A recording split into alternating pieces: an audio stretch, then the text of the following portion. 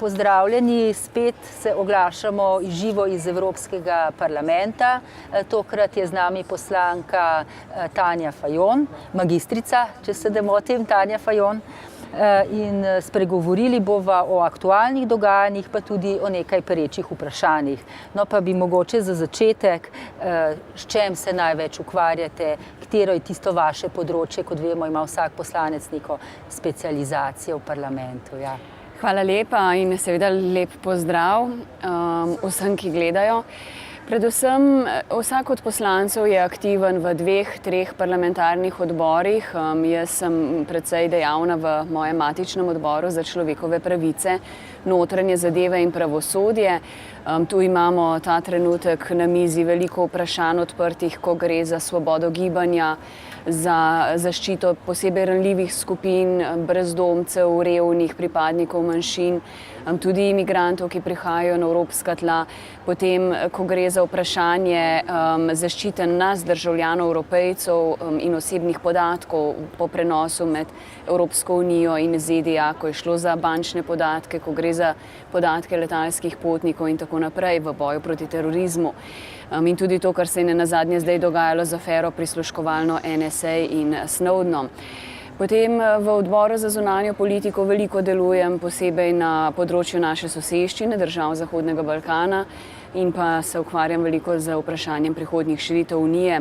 Poročevalka sem bila tudi vsa leta za odpravo vizumov, ne samo za države Zahodnega Balkana, ampak tudi za nekatere druge, tretje države, in to je tudi tisto moje, bi rekla, glavno področje, resnično svoboda gibanja kot ena temeljnih svoboščin.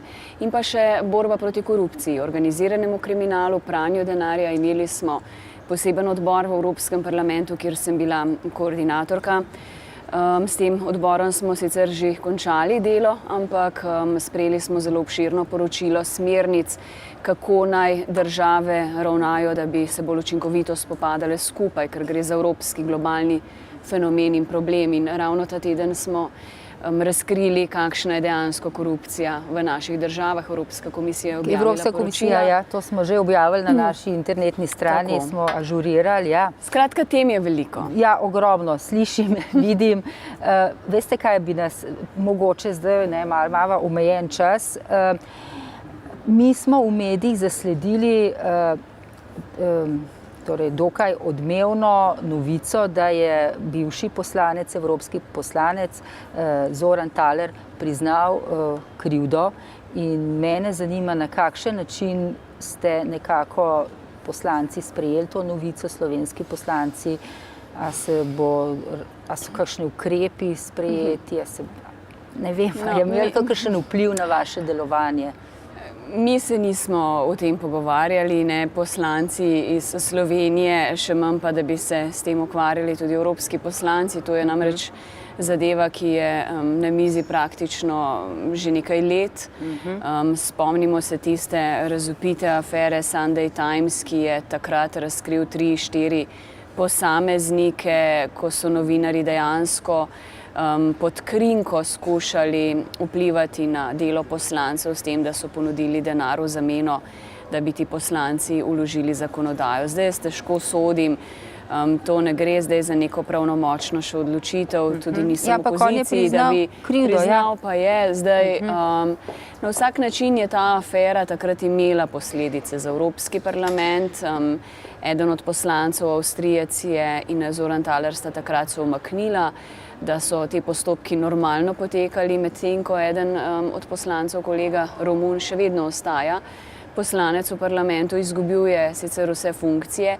Je pa res, da po tistem času je vrglo neko črno luč na institucijo, da po tistem času smo mi še zaostrili pogoje delovanja, transparentno je, ko gre za vprašanja finančnih transakcij, našega delovanja. Kaj pa lobiranje? Lobiranje je eno pomembnih zadev, ker tu se je največ seveda pojavljajo, koliko imajo lobisti vpliva na nas poslance. Zdaj, jaz ne želim govoriti o lobiranju kot o nekem negativnem poklicu, kar pa smo dosegli je, da smo vzpostavili nek register skupaj z ostalimi institucijami platformi, kjer se lobisti registrirajo in mi lahko preverimo ta register. Tudi državljani lahko z enim samim klikom pogledajo, kdo so ti lobisti, ki imajo akreditacije in ki vstopajo v naše institucije. Je pa to nekaj zelo normalnega, posebej, ko si v odborih, ki se ukvarjajo z neko težko zakonodajo, da lobisti prihajajo, včasih so celo koristni, ampak jaz vedno pravim, dobro se je držati nekega pravila, to je, da če lobist pride k tebi, ti pripravi stališča, da ti pač pogledaš. Jaz običajno imam koga od asistentov zraven, meni se velikokrat to ne dogaja, ampak da potem sam presodiš, kaj ti koristi. So pa, moram reči, pravila delovanja v Evropskem parlamentu postala precej bolj pregledna in tudi bolj jasna in ostra. Ja, tema je vsekakor zanimiva. Veste, veliko črnila je bilo že prelitih na to temo, ne? Kdaj pride lobist na privatni obisk in kdaj pride na uradni obisk. Ne? To so dejansko res... Jaz ne razumem, zakaj bi govorili, da bi lobist prišel na privatni obisk. Čisto iskreno, mi poslanci mislim, da nimamo časa imeti privatnih obiskov med našim delom, ker je naš delovnik praktično izjemno dinamičen, izjemno poln in se mi zdi, da si noben ne bi želel svojega časa namenja temu, da bi se privatno v pisarni pogovarjal z lobistom. Skratka, ta zadeva se regulira in se bo še nadalje regulirala. Je pa seveda, nekaj pa je, ne, poslanci se lahko sami odločajo, kaj bodo naredili in kako delujejo. Gotovo so v vsakem sistemu tudi kakšne črne ovce, če tako rečem. Jaz mislim, da na koncu so državljani tisti, ki odločajo o tem, ali smo mi nekako primerni, smo upravičili njihova pričakovanja in vprašanje je na koncu etike in integritete vsakega, ki upravlja svoj poklic, da ga upravlja pošteno. No, pa sva že pri evropskih volitvah. Se pripravljate na kandidaturo, na kakšen način, mogoče lahko predstavite zdaj naši javnosti, kje so tista vaša področja, če bi vas izvolili, kje bi lahko delovali? Mi moramo najprej sestaviti seveda liste za evropske volitve. Vi boste kandidirali? Jaz sem dala že sama soglasje, jaz si želim kandidirati na evropskih volitvah, seveda pa bo najprej to interni postopek znotraj stranke, da sestavimo listo in potem seveda gremo na volitve. Tako da je mogoče zdaj malce prezgodaj že govoriti, kako bi izgledala ta kampanja. Se mi pa zdi, kar bo letos izjemno pomembno v tej kampanji, sta gotovo dve stvari. Prvič si želim, da bi v Sloveniji se pogovarjali o evropskih temah, o evropskih vsebinah, ker smo na nekem zelo prelomnem obdobju, kakšne Evropske unije si želimo vnaprej. Državljani so precej skeptični, strah jih je, brezposelnost je velika, nimajo neke prave vizije, kako naprej. In v tem obdobju, ko je kriza načela tudi moralne, socialne vrednote, se moramo pogovarjati o tem, kako bo ta naša Evropska unija izgledala naprej in Slovenija v njej. In se mi zdi, da rabimo tu v Sloveniji začeti en zelo odprt in iskren pogovor z našimi državljani, jih poslušati in videti, kako se bodo stvari odvijale.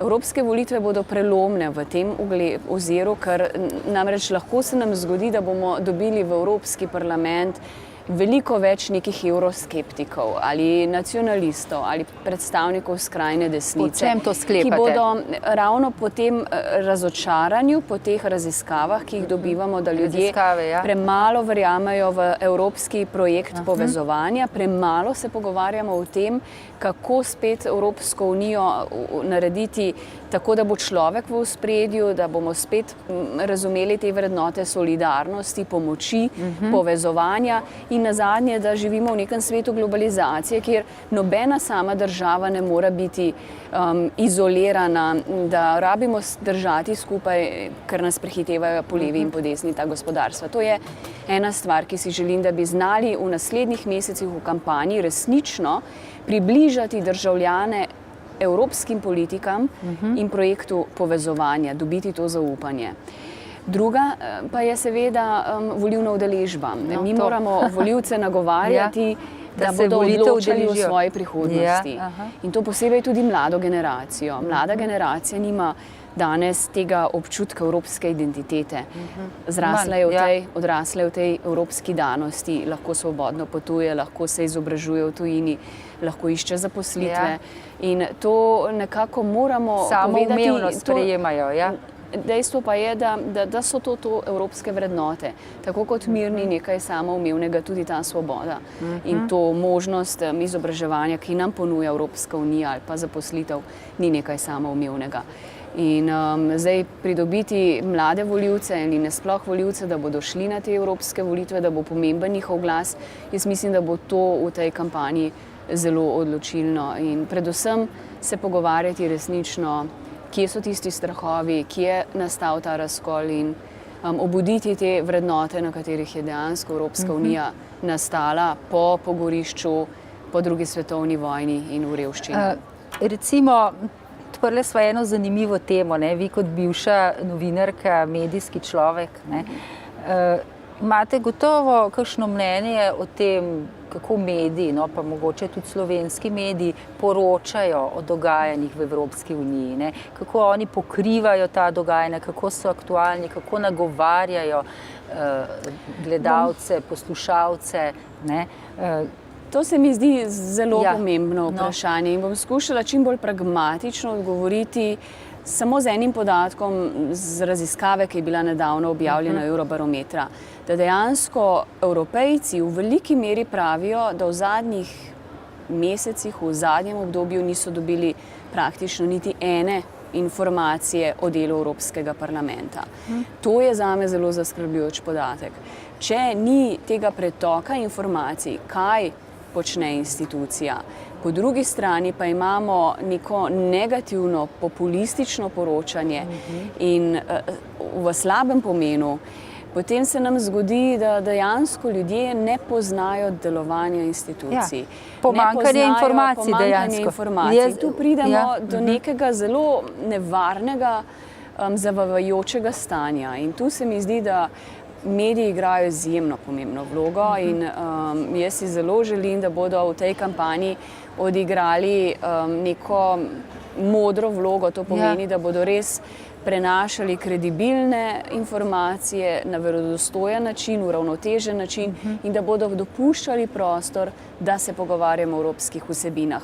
Da ne bo vse samo slabo, negativno, ampak da bo profesionalno in da bodo ljudje dejansko imeli možnost zvedeti, kaj se dogaja. Mene zelo žalosti, ko me, ne vem, na cesti ali pa v Sloveniji vprašajo ljudje, ali pa rečejo, saj vi nič ne delate. To je bilo nazadnje na nacionalnem radiju, smo dobili vtis, da ljudje dejansko ne poznajo osnovnih informacij. Jaz lahko povem osebno izkušnjo. Praktično iz moje pisarne gre vsak dan ven, vsak teden, vsaj 2 do 3 sporočila za javnost. Pa ne samo sporočila, informacije, kaj vse smo naredili, odločitve, ki smo jih sprejeli. Tudi vprašamo za kako mnenje.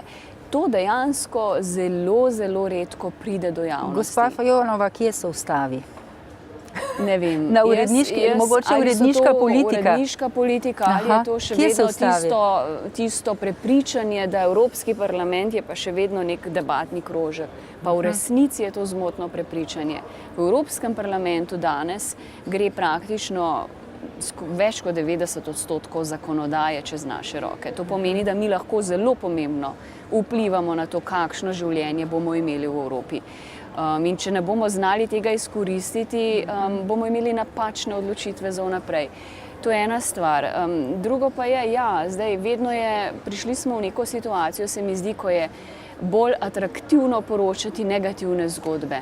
Pa tudi nacionalna politika je izrazito prevladujoča vsej v slovenskih medijih. Predaleč, preoddaljen, kar pa v resnici ni. Bruselj, mene zmoti že to prepričanje, ko nam gre nekaj doma narobe, pa zato krivimo Bruselj. Uredniška politika se z lepo besedo reče temu. Razmišljanje. Mi moramo najprej doma urediti zadeve, da bomo znali potem biti kredibilni zunaj. In včasih bi si želela, da bi v Evropski parlament pride veliko tudi naših, ne vem, Slovencev, Slovenk, novinarjev, urednikov, da bi vsak imel priložnost poznati to delo.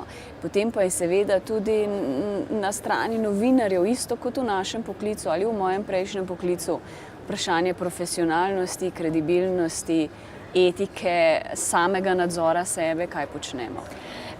Mogoče še za konec, jaz sem pomahala asistentu, da gre iskat poslanca, s katerim bomo govorili za vami, to je gospod Jelko Kacin, ampak mogoče do takrat, da pride, bi lahko mogoče spregovorili pa še o nekih možnostih, ki jih ima Evropski parlament za komuniciranje s tako imenovano bazo. Če sem jaz razumela, tukaj je zdaj važno vključiti prebivalke in prebivalce nacionalnih držav, da se komunicira s pozicijami moči, to so nacionalni mediji, ampak da se gre prav med ljudi in se jim razloži, zakaj pravzaprav ste tukaj, kaj počne Evropski parlament. Zato imate te pisarne Evropskega parlamenta. Jaz imam občutek, da veliko ljudi ni seznanjenih z delovanjem teh pisarn, kar je seveda škoda. Mi imamo seveda prvič vsak od nas poslancev ima svojo poslansko pisarno v Sloveniji. To so seveda pisarne z enim ali dvema človekoma in skušamo po najboljših močeh ves čas sporočati informacije, spletne strani, spletni časopisi, družabni kanali, kot so Twitter, Facebook, tu komuniciramo. Res pa je to, kar ste omenili, točke, evropske pisarne, informacijske točke. Transparentnost našega dela dovolj je, da si državljanka, državljan odpre internet, če ga ima na voljo in lahko prenaša, gleda prenose, dobi vse informacije o slovenskem jeziku, kaj dejansko delamo. Se mi zdi, da je ta institucija tudi najbolj odprta in najbolj dostopna. Tako da imamo tudi v Sloveniji veliko dogodkov v šolah, jaz se zelo rada udeležujem povabil posebej v šole, ker je to ta mlada generacija, ki jo moramo pridobiti, da se bo zavedala te evropske identitete in poznala. Velikokrat mi mladi pravijo, da dejansko iz šole ne dobijo informacij, kaj je Evropska unija. Učitelji verjetno nimajo dovolj teh informacij. Tako da kanali so, vsak jih po svoje s pridom uporablja. Zdaj jaz upam, da bomo, zdaj ko se že začenja ta volilno leto, da bomo tudi preko večje medijske pozornosti deležni več prostora, tudi v medijih, da bomo lahko povedali. Nazadnje, zdaj na tem februarskem plenarnem zasedanju, samo ena odločitev, če omenim v gori vseh, ki je zanimiva za ljudi, je recimo, da smo sprejeli in izboljšali zelo predlog, kako se bodo lahko letalski potniki v primeru zamud letov, v primeru odpovedi letov, znašli, da ne bodo ostali nebogljeni na letališčih, da bodo imeli informacijske točke, da bodo vedeli, kakšne so njihove pravice in da bodo res dobili odškodnino. Namreč danes od vseh ljudi, ki so upravičeni do odškodnine v primeru zamud ali odpovedi letov, samo 2% v resnici te odškodnine tudi dobita. Tako da to so zelo konkretne stvari. Dejansko se zgubijo, ne vejo, kako ukrepati, ali so prepozni, postopki so prezapleteni, morda grejo celo do sodišča in zgubijo. V resnici ne znajo uveljavljati, v katerih primerih so upravičeni do škode, ali pa tu je velik interes letalskih družb. Nov predlog, recimo, ki ga zagovarjate, tudi vi verjetno? V novem predlogu, smo naredili veliko izboljšav. Prvič, da bo šlo že za tisti odmerjeni čas, ko je potnik upravičen do nadomestila, že če je zamuda 3 ure, kot je bilo predlagano 5 ur. Pa na koga se potem obrne? To bo vse razloženo, vsa pravila bodo, tudi sredi letališč bodo obstale informacijske točke. Že danes so tudi je to za vse članice obvezno? To bojo na letališčih, to so zdaj priporočila, ki jih damo naprej.